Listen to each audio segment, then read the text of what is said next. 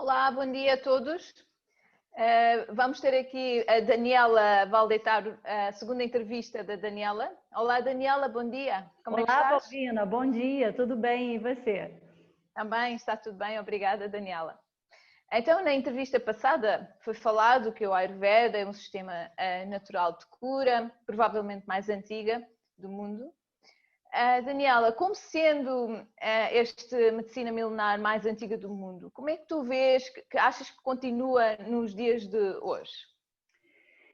Bom, Balbina, todas as pesquisas mais modernas da medicina hoje vão de encontro à sabedoria do Ayurveda de milhares e milhares de anos. Vou citar alguns exemplos, né? Essa medicina do rejuvenescimento, do envelhecimento com saúde. O Ayurveda já trabalha com isso, com métodos rasayanas de rejuvenescimento há muito tempo. As mais modernas pesquisas científicas sobre a telomerase, que a enzima em quantidade você evita o encurtamento dos cromossomos, e os métodos para se evitar isso descobertos vão de encontro diretamente ao Ayurveda. Alimentação adequada, uma meditação, exercício físico, tudo isso o Ayurveda já fala há muito tempo. A preocupação hoje com o intestino, falando que o intestino é o segundo cérebro, isso aí já é sabido e conhecido do Ayurveda há muito tempo e tem formas e formas de se tratar a digestão e as eliminações. O Ayurveda, isso já é muito antigo e tão atual que eu só posso dizer que ele pode ter milhares de anos, mas continua, é uma sabedoria perene, não envelhece, não. Ok, muito bem. Daniela, tenho aqui uma pergunta de Brasil, que é a Rosana Clausen, é do Brasil, e ela pergunta: para que serve o Ayurveda? Bom, o Ayurveda serve tanto como para tratar as pessoas saudáveis, prevenção de doença. A prevenção de doença, como assim? As pessoas, às vezes, antes da doença se instalar, ela tem alguns sinais e sintomas que, para nós, do Ayurveda, significam desequilíbrios. Esses desequilíbrios tratados precocemente, eles evitam que os desequilíbrios se agravem e virem a doença instalada. Então, o Ayurveda atua diretamente nisso. Vamos citar alguns exemplos, como, por exemplo, a pessoa tem má digestão, tem empachamento, a pessoa, prisão de ventre, né? Cansaço, dores articulares. Isso tudo a gente tem formas de tratar e evitar que a doença maior se instale. Nas doenças já instaladas, nas síndromes metabólicas, que começa com obesidade, depois colesterol alto, hipertensão, o diabetes tipo 2, o Ayurveda também atua muito bem. Nas doenças crônicas e degenerativas, né, o Ayurveda melhora enormemente a qualidade de vida desse doente, por exemplo, em esclerose múltipla, Parkinson, Alzheimer. Então, o Ayurveda abarca uma série de tratamentos e vale a pena você experimentar e conhecer. Muito bem. Daniela, também tenho uma pergunta que é de Ana Brito, de Lisboa, que ela também menciona. Pergunta aqui: quais são ensinamentos da Ayurveda que podem ser facilmente transportados para o nosso dia a dia, ou seja, melhorar a qualidade de vida? Sim. Ou seja, também que ela pergunta que há pequenos gestos que podemos, né, introduzir na nossa rotina diária ou para o dia a dia para melhorar o nosso equilíbrio, o sistema imunitário. E sim, claro, muita coisa. Essa aí vai ser longa, vamos lá. Como eu falei na entrevista 1, né, a gente tem nossa Constituição original, e isso é muito importante a gente conhecer para agir de acordo com ela, entendendo que determinadas horas do dia a gente pode tender ao desequilíbrio, né? Porque são horários típicos dessa constituição. Por exemplo, vamos entender, de novo, recapitular o que eu falei da nossa constituição original, o Vata. Vata é ar e éter. Então, vamos pensar nas características. Vata, ar e éter, também é chamado de vaio, vento. Quais são as características do Vata? Né? Leveza, movimento, né? Secura, e às vezes ele é um pouco áspero. Então, por exemplo, uma pessoa que tem constituição Vata, ar e éter, se alimentar de forma assim, adoro salada, vou comer muita salada. A salada, o que acontece com a salada? A salada é fria, a salada é leve e a salada é seca. Então, o que tende essa alimentação fazer com o indivíduo que tem a sua constituição Vata? Aumentar, né? Vamos ao Pitta. O Pitta é o fogo e a água. O Pitta é quente, penetrante, um pouco oleoso e leve. Vamos imaginar numa alimentação e a pessoa exagerou na pimenta. A pimenta é quente, dá calor. O que vai fazer com o Pitta? Vai agravar o Pitta. Por quê? Por que eu estou falando isso? Porque a gente tem que entender que a Ayurveda trabalha da seguinte forma: o semelhante aumenta o semelhante e o oposto diminui. Então, se eu estou trabalhando com um atributo que é o mesmo do Pitta, a tendência do semelhante é aumentar semelhante. Então, vai agravar meu Pitta, não é isso? Vamos ao Kapha. O Kapha é pesado, é lento, ele não é móvel, né? Ele é meio estável, né? Oleoso, untoso. Então, vamos pensar em termos de alimentação. Se eu como muita fritura, muita coisa gorda, se o Kapha é oleoso e o semelhante aumenta semelhante, o que vai acontecer com o meu Kapha? Tende a agravar. Isso eu estou falando em termos de alimentação. Mas, se a gente observar em horários do dia, a gente tem horários específicos que podem ser são horários específicos desses do Kapha, do Vata, do Pitta. E isso, nesses horários, a gente tem que ter cuidado para não ter agravamento. Vamos lá, de 6 às 10 da manhã, o horário Kapha. Então, é excelente a prática de atividade física de manhã, porque o Kapha não é lento, não é estático. Então, se mexer nesse horário é extremamente importante. Vamos lá, de 10 às 14 horas, entra no horário Pitta.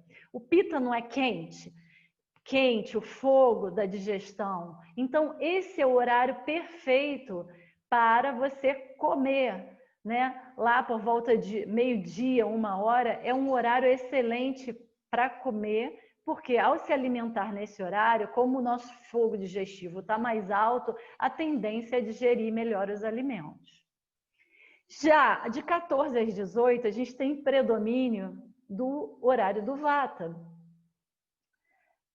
Se o Vata é movimento, é criatividade, né? Esse horário é perfeito para você trabalhar e criar e desenvolver suas atividades no trabalho. Bom, chegando no horário da noite, de 18 às 22, entra de novo no horário Kapha. Então, o Kapha já vai tendendo ao relaxamento. Esse horário do dia, até às 22 horas, seria a hora da gente estar indo para a cama. Quantos de nós faz isso? Muito pouco, né? Muito pouco. Então, são essas pequenas coisinhas, a gente observando e tentando e inserindo devagarzinho no nosso dia a dia, podem ter uma grande importância. Tá? Eu falei mais ou menos dos horários do dia com os doshas, né? Com o Kapha, Pitta e Vata. Agora eu vou entrar na rotina diária propriamente Vamos lá. Então, a gente deve acordar cedo, no horário Vata de preferência, né?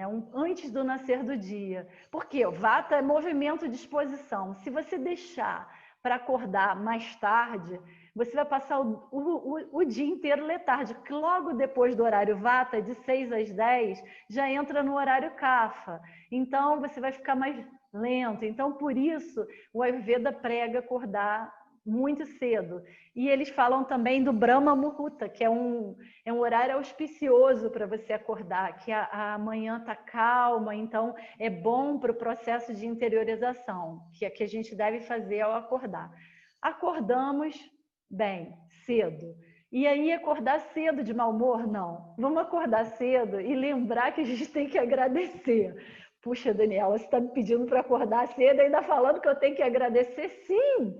Sim, agradecer por estar vivo, agradecer por mais um dia. Quantas pessoas queriam estar vivas, ter mais um dia? E você está aí com essa chance toda, então você dá um sorrisão, ah, eu estou viva, né? Eu tenho essa grande oportunidade de aprender com mais um dia. Então, como importante isso é. Aí a gente vai, né?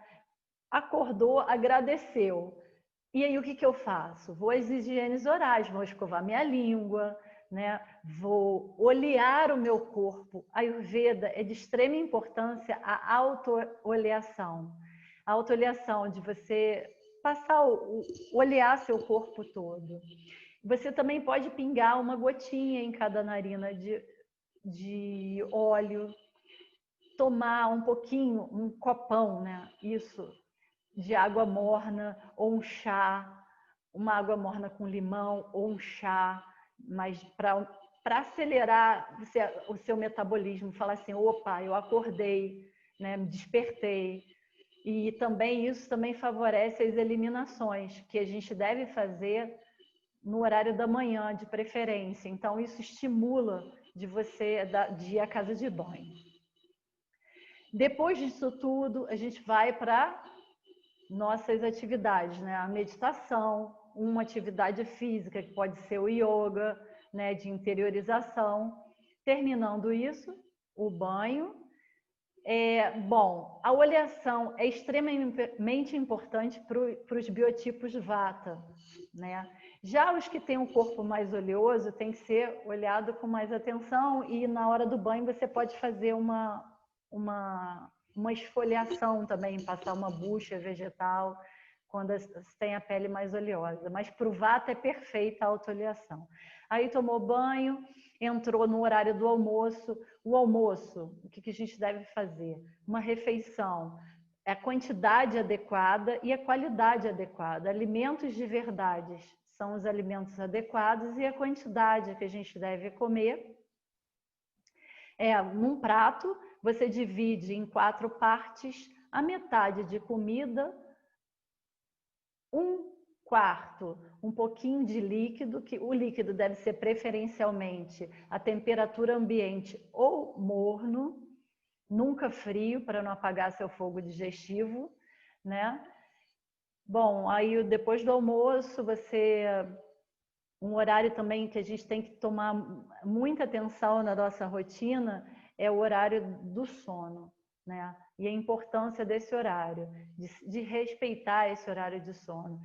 Para a Ayurveda, a gente deve dormir no horário Kapha, que é por volta das 22 horas. Quantos de nós faz isso? Dormir às 22 horas, né? Ninguém, mas quase ninguém vai dormir às 22 horas, mas vamos procurar pelo menos respeitar a quantidade de sono adequada para a gente estar bem. Porque a maior parte das pessoas acorda como, gente? Um despertador, não é? O despertador é um alarme. Para quê? Você tem que despertar. Se você dormir bem, você vai acordar bem, você vai acordar disposto. Então, atenção a isso, né? Um normal, umas 8 horas de sono por dia. Eles dizem, né, os sábios ainda, 8 horas de sono, 8 horas de trabalho e 8 horas dedicada à família, a você, ao seu processo de interiorização. Quantos de nós faz isso? a gente trabalha demais, a gente se dedica pouco tempo para o que realmente interessa e aí entra no processo de desequilíbrio. Além disso tudo, eu acho muito importante a gente citar que a rotina diária do Ayurveda, olha só como o Ayurveda é completo, né? Por isso que eu amo o Ayurveda. Vai muito além da rotina diária. Ela tem as leis e valores éticos morais, né? Tem para serem aplicadas no seu dia a dia. Como? Como isso, Daniela? Valores éticos morais, você me falou um monte de coisa, ainda vem me falar. Sim, gente, se o que mais nos desequilibra são as emoções, a gente tem que cuidar delas. E como a gente vai cuidar delas? Se a gente está inteirado com tudo, seguindo, se a gente tem valor, tem moral, tem ética, a nossa mente vai estar muito mais calma e tranquila. Vamos lá, o que a gente deve evitar, segundo o Ayurveda? Isso aí está no Ashtanga Hidraya, que é um livro clássico do Ayurveda, e entra como parte integrante da nossa rotina diária, né? A gente deve evitar atos ruins de fala, como fofocas, jogar conversa fora, falar rudemente, grosseiramente com as pessoas. Olha isso, gente. Olha como a coisa é grandiosa, né? Não se restringe só a comer bem, fazer exercício, mas cuidado do que se pensa, de como se age, né? Evitar também os atos ruins para a mente. O quê? Pensar destrutivamente. Olha aí, hoje em dia fala em psicologia positiva, não é isso? Não está falando que você não pensar destrutivamente, vai pensar positivamente, tem tudo. Olha, o antigo fazendo parte do novo. Cobiça, inveja, os pensamentos violentos, isso tudo a gente deve evitar. Vamos para os atos ruins para o corpo. Evitar violência física, né? Agressão, isso não precisa nem falar, desvios sexuais, roubo, furto, isso tudo a gente tem que evitar. Agora, o que a gente faz, Daniela? Como a gente age? O que a gente faz, né, nessa nossa rotina? A gente deve, já que não se pode desperdiçar muito a fala, falar inadequadamente, a gente deve ter uma fala adequada, falar no momento correto, não ser inconveniente. Olha de quanta sabedoria!